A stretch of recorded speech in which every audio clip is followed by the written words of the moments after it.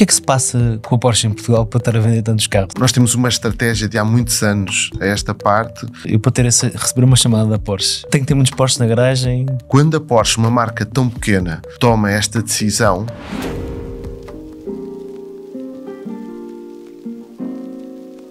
nos últimos anos, Portugal tem sido um paraíso para a Porsche, com números que à primeira vista seriam difíceis de imaginar, sobretudo num país onde o poder de compra continua abaixo da média europeia. Mas no primeiro trimestre de 2025, esta marca vendeu mais de 500 carros em solo nacional, um crescimento de quase 55% face ao mesmo período do ano passado. E isto numa altura em que, a nível global, as vendas da marca caíram quase 8%. Por isso, Portugal é aqui uma espécie de fenómeno para a marca de Stuttgart. E para comentar tudo isto, tenho Nuno Costa, responsável da Porsche em Portugal, e o Miguel Dias, que está comigo a moderar este podcast. Um podcast tem o apoio do piscapisca.pt, o portal dos usados, onde vocês podem encontrar o vosso próximo carro, e também há lá alguns modelos da Porsche para pesquisarem. Nuno, bem-vindo. Muito obrigado pelo convite, é um prazer estar aqui nestas fantásticas instalações, neste belíssimo estúdio e sobretudo neste enquadramento, ou seja, abrimos a porta e parece que entramos na Disney World. Muito obrigado. Nuno, diz-nos uma coisa, só para começarmos aqui a nossa conversa, o que é que se passa com a Porsche em Portugal para estar a vender tantos carros? Isto é um fenómeno que... Como é que tu explicas isto? Bom, a razão principal é que realmente nós tentamos trabalhar bem. Mas sobretudo há uma estratégia de produto que vem naturalmente de Stuttgart e como em todas as marcas, as estratégias de produto às vezes têm melhor adesão em determinado mercado e contexto. E o que aconteceu connosco é que nós neste momento temos o timing perfeito de ciclo de produto, digamos assim. Entre toda a nossa oferta, o que acontece é que nós temos um perfeito equilíbrio entre a combustão, os híbridos e os elétricos. Por outro lado, nós fazemos nós temos uma estratégia de há muitos anos a esta parte de partilhar informação com os nossos clientes e prospect clients, ou seja, de fazer pré-venda. E nós dizemos, nós vamos lançar este produto daqui a X tempo. E dessa forma começamos um diálogo ao qual nós chamamos Customer Journey, em que vamos partilhando informação ao longo dos tempos. E isso gera uma certa cumplicidade. Dizemos, olha, nós vamos lançar este novo SUV compacto, ou elétrico, ou a combustão, ou híbrido, e vai ter estas características, e vai ter este design, e vai ter estas inovações. E a partir desse momento gera-se uma relação em que a pessoa pode dizer, tenho interesse, não tenho interesse, e muitas das vezes, como já há essa ideia de que o bem é escasso, fazemos muita pré-venda. E foi justamente isso que aconteceu agora, por exemplo, com o Macan elétrico. E como é que funciona este processo? Eu para receber uma chamada da Porsche para saber, olha, vamos ter estas novidades, tenho que ter muitos Porsches na garagem, não é um processo tão elitista ou seletivo a esse nível.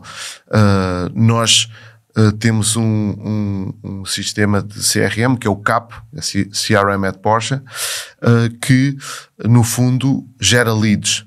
E as leads vão sendo qualificadas como quentes ou frias ou mornas, e dependendo da temperatura dessa lead, nós vamos alimentando a lead até chegar àquele ponto onde dizemos, sim senhora, vamos ter aqui uma concretização de venda, e esta lead é forte.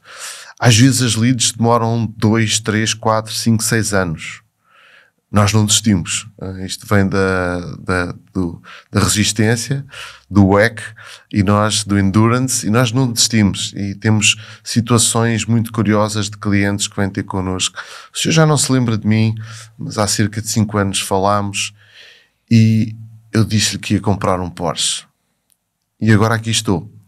E é muito engraçado porque nós temos clara esta noção de que comprar um Porsche não é propriamente comprar uma camisa, ou comprar um par de ténis, ou comprar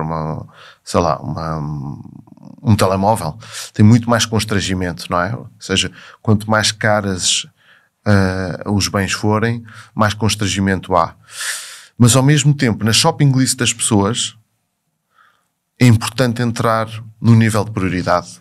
Ou seja, se calhar a determinada altura nós somos a 15ª prioridade, mas essa lista e esse rating vai subindo. E quando chegarmos a número 1, depois, sei lá, da casa de campo, ou a casa de praia, ou a viagem de 25 anos de casado, nós chegarmos lá. E é muito engraçado, porque temos clientes que ao longo dos anos vão alimentando esse sonho e quando chegam lá é uma satisfação tremenda. E vocês sentem que esta entrada nos 100% elétricos, primeiro com o Taycan e depois com o Macan, sentem que isto foi, não diria fundamental, mas importante para chegar a clientes que ainda não eram clientes Porsche? Ou... Justamente, Miguel. Nós, para já, há uma herança quase de genética da Porsche nos elétricos, ou seja, há mais de 100 anos tínhamos o primeiro elétrico, que era o Loner Porsche.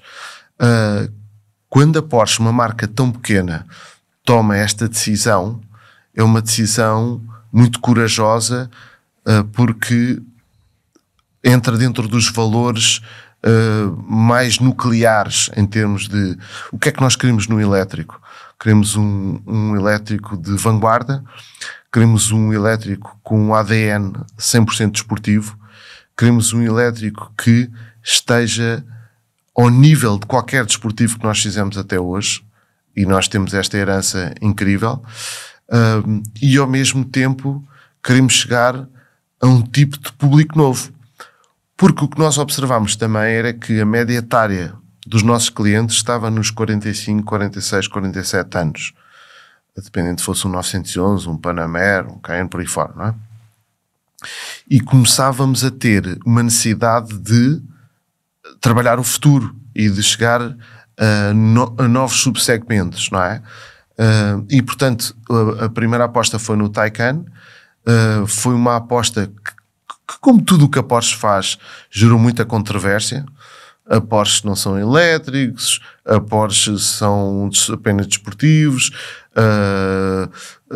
não se ouve a combustão, não é Porsche. Ou seja, houve sempre essa celeuma.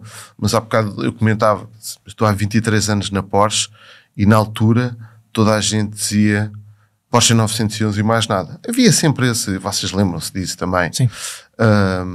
E o Boxster era o parente pobre. Sim. E quando olhamos para a história temos vários exemplos de situações entre estes so-called entendidos e já lhe chamamos verdes dele. Assim, e que os SUV eram um erro, como foi o Cayenne foi um erro, o Macan foi um erro, tudo erros gravíssimos, mas no final, olhando para as vendas, Nuno, claro.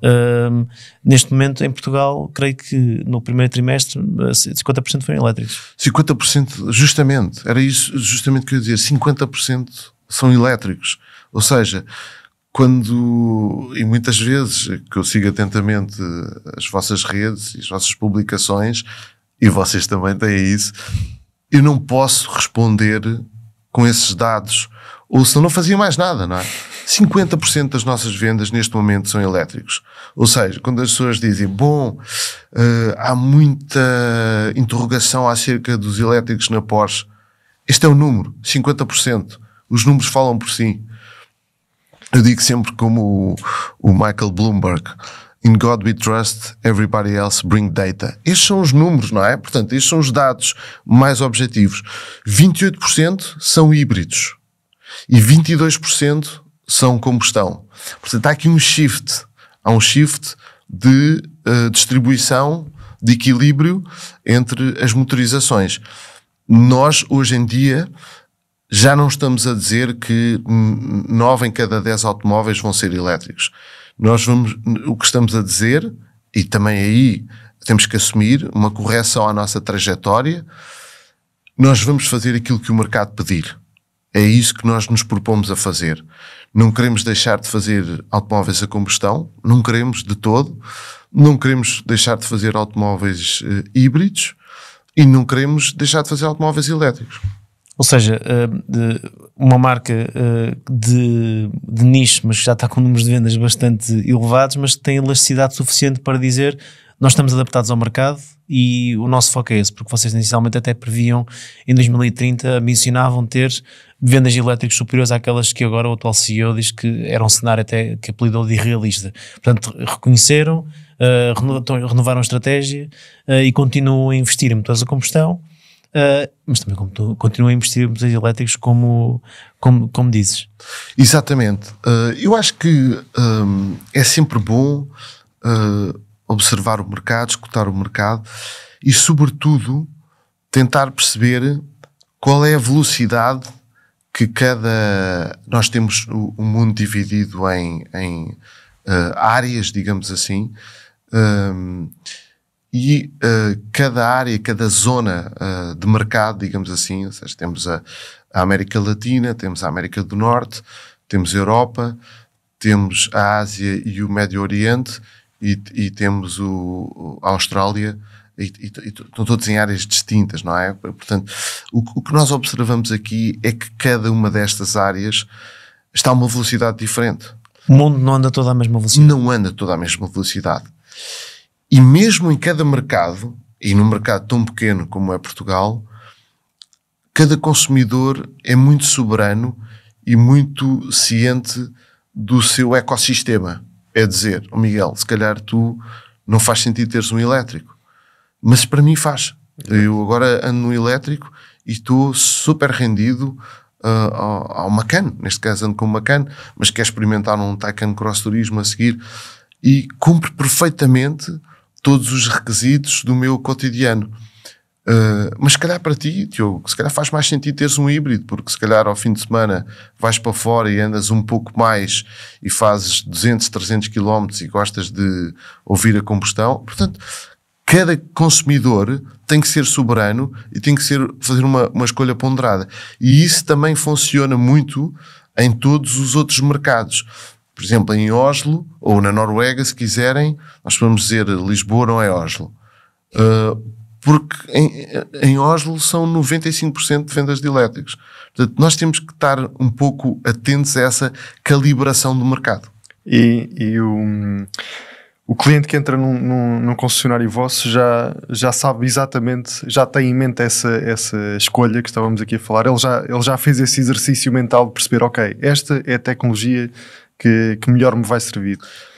Tu há bocado fizeste uma pergunta e eu acabei por não responder. Nós chegámos a um target novo, completamente novo, mais jovem, e aqui em Portugal temos uma curiosidade, é que vocês também já devem ter observado isso noutros produtos e noutras marcas, temos muito early adopters, que é fantástico, ou seja, para um mercado, ou para uma marca, uma organização testar tecnologia, Portugal é um dos melhores mercados do mundo, porque temos early adopters em quase tudo, telemóveis, computadores, drones, automóveis elétricos, e é muito interessante ver que justamente nesta Customer Journey nós tivemos muitos novos clientes, ou seja, cerca de 85% dos novos clientes que nós temos são de veículos elétricos. E é muito bom poder partilhar com eles essa viagem, mas também as suas ansiedades, as suas angústias, as suas dificuldades e trabalhar com eles esse caminho de forma a ser tudo muito mais fluido, não é? Ou seja, não deixar que as pessoas, apesar de quererem ter um elétrico, depois sejam frustradas por uma expectativa que tinham e que na verdade era mais complexo do que poderia ser, até porque nem toda a gente pode ter um elétrico. Se analisando o seu dia-a-dia, se calhar, como tu dizes, mas basta ter um híbrido ou outro tipo de carro mais apropriado. Exato. E sobretudo diminuir esse constrangimento é uma responsabilidade também da marca. Nós temos-lo feito a vários níveis, ou seja, nós começámos também um processo de post-destination charging em vários pontos do país, ou seja, em vários restaurantes, em vários hotéis, em vários clubes de pádel, de golfe, começámos a montar alguns carregadores. Hoje em dia já temos cerca de 200 pontos de carga montados por nossa iniciativa. Fizemos uma cooperação com a Iberdrola, que também temos alguns pontos de carga onde fazemos esse desenvolvimento de infraestrutura de carga, e também com a Ionity, no nosso consórcio que é conhecido como o Grupo Volkswagen. E, portanto, nós fizemos o nosso contributo e estamos a fazer o nosso contributo. Mas há uma parte muito relevante que é a infraestrutura doméstica, não é? Falar com o cliente e dizer: será que eu posso ter uma wallbox? Que tipo de wallbox é que posso ter? Que tipo de carga é que posso ter? E de ecossistema? Isto tenho no escritório e faz sentido ter em casa? Todo esse diagnóstico tem que ser feito juntamente com o cliente. E falando agora concretamente de um modelo que nós sabemos que é importantíssimo para a Porsche, o novo Macan é 100% elétrico. Como é que estão a correr as vendas no nosso país? Nós sabemos que bem, não é? Basta olhar para os números do primeiro trimestre do ano, mas quantas unidades até ao momento é que já venderam em Portugal do novo Macan? Olha, já entregamos 300 unidades, é um número fabuloso. Desde que começámos a entregar em finais de setembro, quase outubro. Atrasámos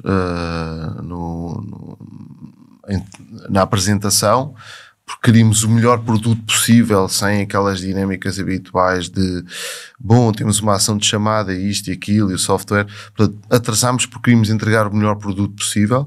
Neste momento já temos 300 unidades e já se vê, sabes, aquela métrica, a partir das 150 unidades já se vê o carro, hoje já se vê. Os clientes estão super satisfeitos. Têm funcionado como embaixadores também da marca em prescrever o automóvel a outros amigos, a outros potenciais clientes, e está a ser um best-seller. Neste momento em Portugal é o nosso best-seller. E sentem que o Macan de certa maneira beliscou as vendas do Taycan ou nem por isso? Não beliscou, eu acho que neste momento abriu um bocado o portfólio dos elétricos, ou seja, antes só tínhamos o Taycan, mas dentro do Taycan tínhamos o Cross Turismo, a Berlina e a Station. Portanto, hoje em dia as pessoas têm uma outra opção que é um SUV e dizem este ou aquele ou este, e depois também se confrontaram com uma situação que esta nova geração do Taycan tem uma autonomia fantástica. E há muitas pessoas que estão sempre focadas nestas variáveis, não é? Este é o deal breaker. Qual é que é a autonomia? É mais 50, 70, 100? Então é um deal breaker. Para mim é um deal breaker. Eu queria um elétrico, é este. E outras dizem, mas eu consigo viver com este. E é uma coisa muito curiosa, é que nós temos clientes de combustão e híbrido que dizem, não, elétrico não é para mim, esqueçam, eu estou fora desse mundo, isso é para os outros. Às vezes até têm epítetos assim pouco simpáticos, mas no dia em que nós dissemos, ouça, leva o carro, vai deixar o seu carro aqui, o seu 911, o seu Panamera, o seu Cayenne por aí fora, vem cá levantá-lo amanhã ao final do dia, leva este carro. Mas isto é um elétrico. Está bem, mas vai fazer 500 km hoje? Entre hoje e amanhã vai fazer 500 km. Não. Então leve-o. Experimente. Vai jantar fora. Leva os seus filhos. E depois volta. E muitas vezes temos uma grata experiência de dizer, ouça, eu não estava nada à espera disto. Você colocou-me aqui um problema.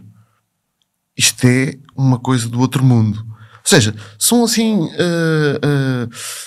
experiências tão gratificantes que eu não estou a dizer que há uma taxa de conversão absurda, mas há taxa de conversão. E é muito interessante ver isso. Porque estas pessoas, que eram os nossos embaixadores da combustão, ou dos híbridos, ou dos desportivos, ou do nunca vou chegar a esse lado da fronteira, de repente as pessoas são a converter outros. Mas desculpa Diogo, esse exercício é giro, porque nós olhamos inclusive para a história e vemos que muitas vezes os maiores críticos de algumas decisões da Porsche eram os próprios fãs mais apaixonados da marca. E se a Porsche tivesse ouvido essas pessoas, o 911 ainda seria refrigerado a ar e nunca teria construído um Macan ou um Cayenne. Portanto, é curioso ver isso, que por vezes esses clientes mais apaixonados e que se recusam à mudança, quando experimentam, percebem que afinal até posso gostar disto. Nuno, diz-me uma coisa, o Cayenne está a chegar, já está a chegar ao seu final de vida, está próximo a essa fase, e vem um novo modelo. E este novo modelo, já se sabe que vai existir um Cayenne a combustão também? Ou seja, como é que isto vai acontecer? Como é que vocês, mais uma vez, tu dizes, ouvem o mercado e perceberam, ok, vamos ter um Cayenne elétrico, vamos ter também um Cayenne a combustão, que é para darmos aqui uma alternativa para aqueles que não querem um elétrico. Como é que isto vai funcionar? Vai existir um Cayenne 100% elétrico totalmente novo e o Cayenne atual vai ficar mais uns anos para quem quiser comprar? Um pouco o que está a acontecer com o Macan. Nós na Europa temos o Macan elétrico e noutros mercados ainda tínhamos o Macan a combustão. Porquê? Bem, primeiro era justamente aquilo que tu dizias. Sempre que fizíamos uma coisa nova, levávamos críticas dos indefectíveis todos. Ou seja, tu lembras-te, quando lançamos o Cayenne, foi um vê-se-te-vias, sacrilégio. Quando lançámos o Panamera também, quando lançámos o Macan, então, mas agora vou lançar um Cayenne mais pequeno. Como é que se atrevem? O rei dos SUVs vai ser... Já era o rei dos SUVs, porque antes de ser o rei dos SUVs era o pior de todas as decisões. Claro. E quando tivemos o diesel, pronto, hoje em dia parece que também não se pode falar nisso, mas... Um SUV diesel. Um SUV diesel. Como se atreve? Diesel. E cheira a gasóleo e tal. Foi um best-seller, foram anos fantásticos. Em relação a esta convivência, justamente o que nós vamos fazer é uma adequação a cada mercado e a cada zona. Portanto, vemos que, sei lá, na América Latina, na América do Norte, no Médio Oriente, como é óbvio, e até na Ásia, há uma grande reticência na conversão para os elétricos, e na Europa não. E noutros mercados que nós, alguns pontos, por exemplo, do Canadá e mesmo nos Estados Unidos, há muita gente que aderiu ao elétrico de uma forma muito fluida e, portanto, nós temos que justamente fazer aquilo e que nós somos muito bons, que é um tailor-made. Fazemos isso das mais diversas formas no 911 e também temos que fazer isso. O que é mais difícil aqui neste processo todo? É a escala. Porque produzir assim é muito mais difícil do que produzir, este modelo vai ser só elétrico, este modelo vai ser só combustão e este modelo vai ser só híbrido. Mas nós vamos adequar isso. Como é que funciona isso? Porque não é nada fácil. Essa é uma boa vontade, olhar para o mundo e pensar, ok, está assim dividido, mas até há uns anos não era bem os motores, era mais as plataformas, que os grupos tinham carros com outro tipo de tipologias em mercados. Hoje fala-se não de tipologias, mas de tecnologias, de motores, de sistemas elétricos completamente diferentes, ou seja, o nível de exigência neste tipo de trabalho, de diferenciação do produto à saída de fábrica é completamente diferente, porque não é apenas mudar uma plataforma, são motores diferentes, estratégias diferentes. Como é que isso se processa? Olha, isso funciona de uma forma muito curiosa e super interessante. Tem tudo a ver com planificação. E dentro desta planificação, cada mercado diz qual é que é o seu mix de vendas e aquilo que pretende nos próximos anos.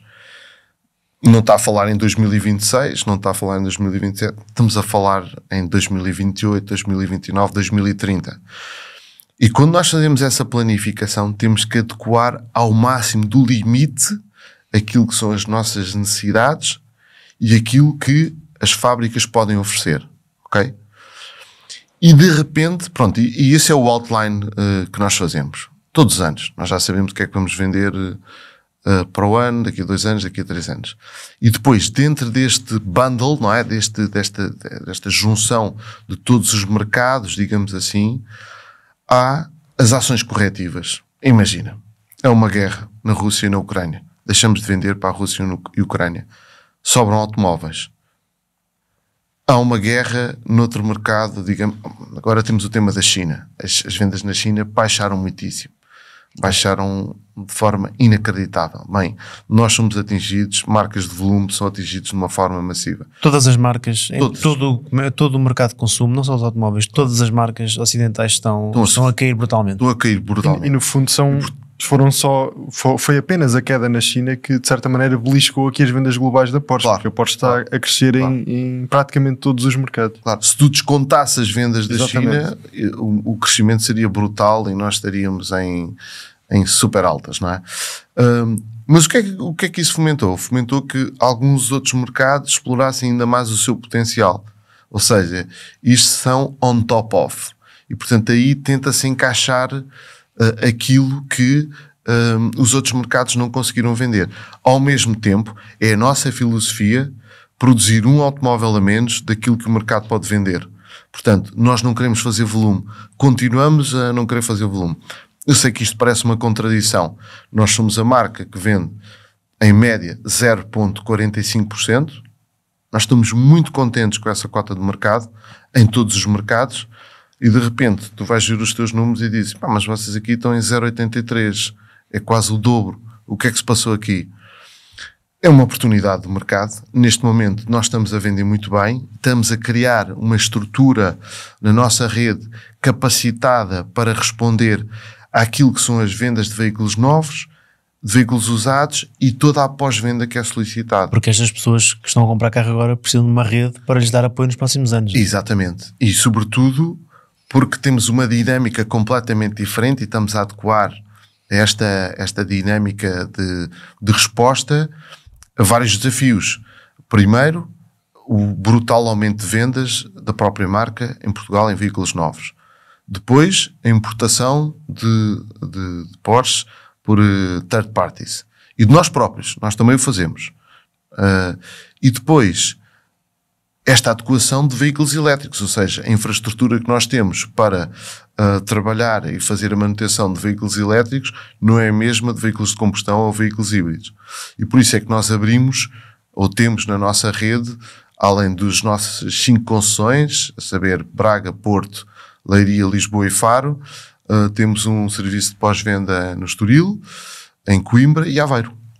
Nuno, falas de um serviço de pós-venda e de um cliente que tem um perfil que também está-se a adequar à nova realidade, e isto leva-nos aqui a outro ponto, que é a parte da exclusividade, porque vocês não fazem só carros para a maioria das pessoas, vocês também são uma marca que também tem as suas joias da coroa. E falando nesse universo das joias da coroa da Porsche, tem os modelos especiais, no caso do 911 ST, o 911 GT3 RS, ou mesmo o 911 Dakar. No caso destes carros, e dando aqui um exemplo para quem nos está a ouvir poder ter noção do volume, o Dakar foi um 911 limitado a 2.500 unidades, 911 ST 1.963 unidades, e nós sabemos, e tu também certamente sabes, que há muito mais pessoas interessadas do que carros para vender. Como é que funciona este processo? Quem é que pode comprar um destes carros? Qual é que é? Há uma lista VIP? Há marcas que tens que ter X carros na tua garagem da nossa marca antes de poderes chegar aqui. Não sei se podes revelar. Sim, nós temos um critério que é, no fundo, a shopping list desse cliente connosco. Ou seja, o que é que ele já nos comprou nos passados anos. Não basta dizer, mas é que eu tenho, como já aconteceu, eu tenho 20 ou 30 Porsche, certo? E comprou-os onde, exatamente? Comprei ali, comprei lá, mas na rede oficial não comprou nenhum. Não, comprei, sabe que não havia, por isso é que eu não comprei. Portanto, nós temos que ter uma relação com esse cliente, não é um cliente paraquedas que diz, eu tenho isto, eu tenho aquilo, eu tenho aquilo outro. Isso é fantástico. Mas quantos automóveis desses é que nos comprou a nós? Isso é que é relevante, não é? Porque esse tratamento tem que ser dado, não é um tratamento de privilégio, mas nós temos de fazer um pouco essa curadoria, não é? Perceber que automóveis é que ele nos comprou. Ainda outro dia estive com um cliente que tem 70 automóveis e é um cliente super simpático, sempre disponível e que nos empresta os automóveis. Ou seja, pá, Diogo, tu sabes, sim, emprestar-nos um Carrera GT, emprestar-nos até um GT3 RS, ou emprestar-nos um Spider, emprestar-nos um 904, são peças únicas, e ter esse nível de confiança é absurdo. Portanto, nós temos que fazer também essa curadoria de saber de quem é que essas edições limitadas vão ser entregues cá em Portugal. Fala-se muito dessas edições limitadas depois da... Isto é um bocado como tudo o que é exclusivo. Carros, relógios, com a especulação depois no mercado, que é... Depois vocês, se não forem fazer essa curadoria, claro, os carros acabam por servir para essas pessoas apenas e só conseguirem ganhar muito dinheiro, claro, no dia a seguir. Justamente. E a marca de alguma maneira é impossível lutar contra isto, porque vocês não podem proibir alguém de vender um bem, mas é também com este objetivo de tentar que respeitar o produto e não colocar numa bolha de especulação. Claro. O nosso negócio é compra e venda de automóveis. E nós podíamos dizer, bom, a partir daí os clientes podem fazer o que quiserem. Nós não queremos que isso aconteça, que a partir do dia 2 ou 3 ou 4 do cliente ter um Spirit, por exemplo, ele vá para o mercado internacional e digam, há aqui uma oportunidade. Nós queremos evitar isso. Às vezes é inevitável, porque há mercados com uma escala e um volume muito maior em que isso acontece. Não é possível controlar até o limite. Mas em Portugal nós conseguimos fazer essa curadoria e temos muita atenção a esse tipo de alocações. Mas a experiência de comprar um carro como este eu diria que é apenas o início, porque aqui a experiência de exclusividade começa logo na própria configuração do carro, imagino eu. E eu queria saber... Imaginas, quer dizer, tu já deves ter andado a configurar alguns. Não é esse tipo de configuração. Não sei quem nos está a ouvir já foi o configurador da Porsche, mas dá para perder lá umas boas horas. Por isso, eu convido toda a gente a ir lá, configurar um Porsche. É um belo exercício. Sejam Macan, e não me passa aqui a publicidade, porque acho que a Porsche não precisa disso. Mas é efetivamente interessante ver o programa de personalização, o Paint to Sample. Se não sabem o que é o Paint to Sample, vão lá ver. Pronto, é possível levantar o carro na própria fábrica, é possível testar logo o carro num dos vossos centros de experiências que têm espalhados pela Europa. E era sobre isso que eu queria saber um bocadinho mais. Como é que é a experiência de configurar um carro destes, de comprar um carro destes, e depois tudo o que vem a seguir, porque vocês também acabam por criar uma série de eventos que, por exemplo, para os clientes GT, por exemplo. Claro. Justamente, o que nós queremos é alimentar o sonho. Por exemplo, nós neste momento estamos a fazer um programa para alguns clientes, são cerca de 8 clientes, que vão comprar o GT4 RS e vamos levá-los em outubro a Leipzig a visitar o centro de clientes, a visitar a fábrica. A fábrica é linda. O centro de clientes é fantástico. E a pista é incrível. E a pista é incrível, que reúne troços dos mais icónicos circuitos. Nós temos um artigo sobre isso no nosso website que eu escrevi precisamente depois de ir a essa pista. Esse circuito é incrível, espetacular. Incrível. Então aquele drop, lembras daquele drop de Laguna Seca? De Laguna Seca. Sim, que dá para fazer invertido. Dá para fazer invertido. Que o meu coração ficava sempre a latejar. E promovemos essa viagem, uma viagem que também ela própria tem uma curadoria, onde vamos ficar num hotel fantástico, onde temos uma refeição super trabalhada, e que depois no dia seguinte vamos testar o GT3, o GT4 como pilotos profissionais, e aquele evento que vocês foram há cerca de um mês no Autódromo Estoril, onde juntámos aquela experiência dos 1000 cavalos à solta, 2000 cavalos à solta, perdão. Tínhamos o Taycan Turbo GT, tínhamos o GT3 RS, tínhamos o GT4 RS, e convidámos os nossos clientes de GT para irem ao circuito de Estoril e andarem com os seus automóveis e com pilotos profissionais. E tivemos nós fazemos todos os anos com os clientes. Infelizmente, hoje em dia é um evento que esgota rápido. Por um lado, quer dizer que temos já bastantes GT3 e GTs em Portugal. Por outro lado, quer dizer que os clientes aderem e sabem o que é que vão encontrar. E é muito curioso porque nós passamos o dia com os clientes a gozar os seus automóveis, a levá-los até ao limite, a mostrar-lhes quais são as potencialidades para além daquilo que eles já conhecem. E eles no final do dia dizem: eu não sabia que o meu automóvel fazia isto. E temos de ter sempre o cuidado de dizer: bom, agora na despedida reduz um pouco a sua adrenalina porque queremos que chegue a casa tranquilo. Mas este pormenor de conseguirmos montar um setup destes, onde trazemos 7, 8 GTs dos nossos e depois andamos com os automóveis deles e juntar 10, 12 pilotos e estar com eles dentro do automóvel e explicar-lhes cada detalhe, é algo que é muito valorizado. É isso que nós queremos continuar a fazer em termos de exclusividade com a marca. E esses carros que tu referes são carros vossos, mas os vossos clientes que participam nesses eventos ficam a saber não só o que é que os carros deles são capazes de fazer, e vocês têm essa filosofia que é: estes carros não devem ser princesas de garagem? Temos, completamente. E nós temos o cuidado, inclusivamente, de explicar que, imagina, levámos 3 GT3 RS lindos, um vermelho, outro azul, branco. O branco, isso, inclusivamente, para ser o mais objetivo possível, fez aqueles 3 dias de circuito, já tinha feito 3 dias em Barcelona e depois conseguimos pô-lo no corte central do Estoril Open em exposição.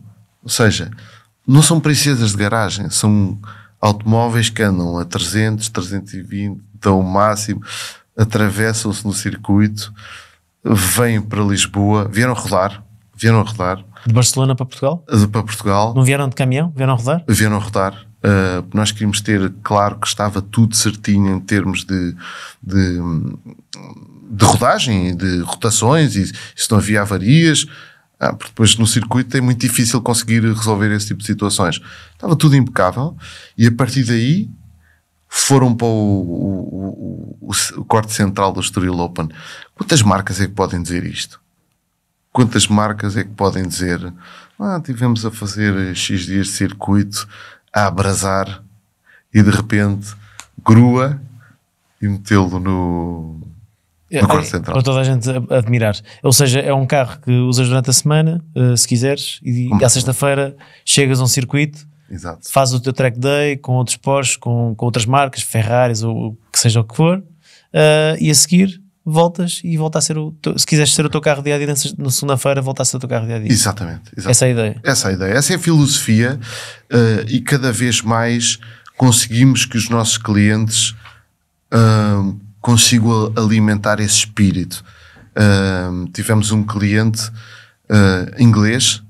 Hoje em dia, só uma à parte, temos muitos clientes estrangeiros que vêm à procura deste combo de dizer: tem um país que tem imenso sol, tem estradas fantásticas, tem paisagens lindas, uma gastronomia única, e onde eu posso guiar o meu desportivo ou o meu elétrico, se quiserem, a meu belo prazer, com toda a segurança e com todo o conforto. E este cliente justamente tinha comprado um GT3, que nunca pensou em ter um GT3 na vida, mas que ficou maravilhado quando viu o automóvel no estúdio em Cascais, com a luz e com aquela experiência toda, tipo: "This is my childhood dream", e disse: "Eu gostava muito de comprar um automóvel desses".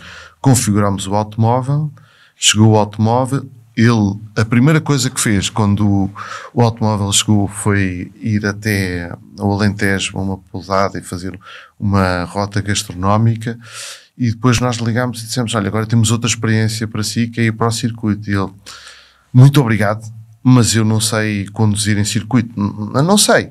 Bom, ninguém tem a obrigação de comprar um Porsche e saber conduzi-lo em circuito.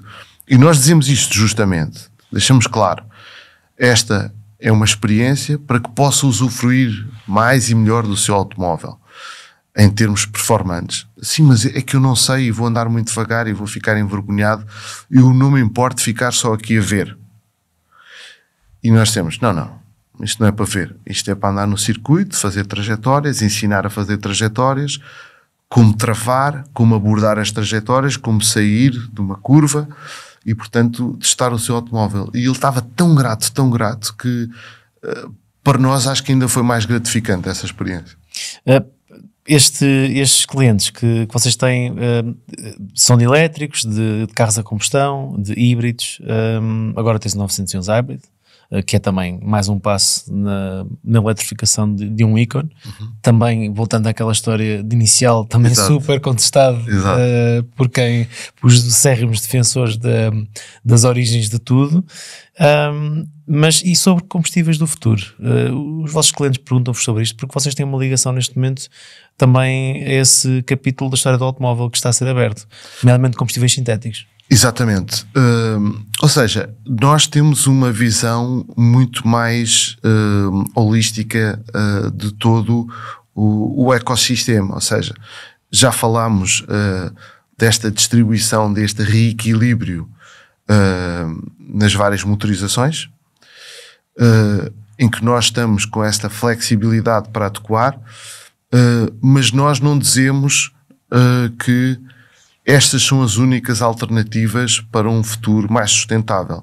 E nós estamos a desenvolver em Punta Arenas, no Chile, um projeto que já tem 4 anos, em que estamos a desenvolver um combustível sintético feito a partir da extração de CO2 da atmosfera e da combinação com outros elementos, em que vamos ter um combustível sintético que vai nos permitir a todos andar com o 356 ou 911 de há 50, 60 anos atrás, sem alterar nada. Não vamos ter que alterar filtros ou nada, absolutamente nada. Ou motores, ou nada. É compatível com todos os motores de combustão? É compatível com todos os motores de combustão. Já estamos a testar, inclusivamente na Super Cup. Vamos testar noutras competições em que a Porsche participe, para ver em termos performantes se não há perdas, o que é que podemos fazer evoluir. O que é que falta neste processo todo? É um consórcio com outras marcas, com outras organizações, inclusivamente com a Exxon. O que é que falta para estar disponível? Falta escala, falta volume, falta aquilo que é reduzir o custo de produção, que é uma coisa muito relevante. Qualquer produto a este nível, qualquer combustível, se não tiver um preço no marketplace competitivo, nunca vai conseguir se ingrar. Portanto, nós temos que criar uma escala que seja de volume e também permitir que essa adesão no ecossistema de carga seja fluida, ou seja, todo o custo do transporte para as gasolineiras, não é? Seja fluido e não seja oneroso, não é? Depois há outra parte muito relevante, é que, falando nas gasolineiras, toda essa infraestrutura de carga não vai ter que ser alterada, porque se trata de um líquido e, portanto, vai ter todo o sistema, desde as cisternas, as bombas de gasolina, o armazenamento, vai ser igual. O que falta é a mesma escala. E para quem nos está a ouvir perceber, nós temos alguns artigos na Razão Automóvel sobre isto, sobre os e-fuels, sobre os combustíveis sintéticos neutros em emissões, e são neutros em emissões porque são criados através da combinação de hidrogênio e dióxido de carbono, ou seja, é capturado dióxido de carbono da atmosfera e depois é feita uma produção neutra deste combustível, ou seja, não depende de uma existência de uma indústria, por exemplo, da biomassa para poder ser criado, porque também é possível fazer combustível sintético através desse tipo de resíduos, como acontece, por exemplo, no WEC, no Mundial Endurance, que é feito através do vinho, dos que os franceses fazem através dos resíduos que são gerados na produção de vinho, que é muito interessante. Para a França também faz sentido, porque exato. os franceses orgulham-se de poder usar os resíduos do vinho para fazer combustível. É um bom marketing, mas a verdade é que continua a depender da existência de uma indústria poluente para existir, ou seja, não há captura de dióxido de carbono na atmosfera e uma transformação sustentável utilizando energia eólica ou solar, como vocês estão a fazer, para produzir este combustível. E sim, é possível colocar este combustível em qualquer motor de combustão sem qualquer modificação que seja necessária, como tu disseste. Seja um clássico, seja um carro novo, um novo de agora ou um novo daqui a 5 ou 6 ou 7 anos. Exato. E esse efeito de substituição é muito relevante, é porque as pessoas, eu não sei se lembram há uns anos, um ministro falou qualquer coisa que o diesel vai ser proibido. E nessa altura nós tivemos imensos clientes, como tiveram todas as marcas, a dizer, vocês enganaram-me, quer dizer, vocês disseram que este é um automóvel que ia durar imensos anos e agora eu vou ter que substituir daqui a 2 ou 3 anos. Bom, objetivamente, os automóveis de há 20, 30 anos não vão ter que ser substituídos. Quando se tornar vulgarizado o uso deste e-fuel, vai ser uma transição bastante fácil. E outro ponto relevante é, nós fizemos a localização desta fábrica no Chile, em Punta Arenas, porque é uma zona super ventosa e, portanto, como tu justamente mencionaste, a energia eólica é a que promove toda a produção deste e-fuel, e também ficar perto de Punta Arenas por causa do acesso aos portos e para o transporte. Eu agora, antes de acabarmos este autorrádio, eu gostava de falar um bocadinho da competição, porque também é algo muito importante para a Porsche, está no ADN da marca, e vocês estão presentes, por exemplo, na Fórmula E, com sucesso relativo. No ano passado, Pascal Wehrlein foi o campeão da Fórmula E. Estão também presentes no WEC, no IMSA, no IMSA também com imenso sucesso. Tem ganho praticamente tudo. Quão é importante também para vocês conseguirem vender carros, a Porsche estar bem nas competições onde está inserida? Nós, quando entramos na marca, ou seja, há 23 anos, dizíamos sempre, Clem, temos mais 10 mil vitórias no circuito de competição. E outro dia estava a ver um vídeo daqueles emocional da marca, dizer, bom, agora já temos 20 mil vitórias nos circuitos de competição. Ou seja, esse é o nosso ADN. Quando dizemos que a Porsche é uma marca desportiva, não é porque a suspensão é desportiva, ou porque só tem 2 lugares, ou porque tem uns motores muito potentes.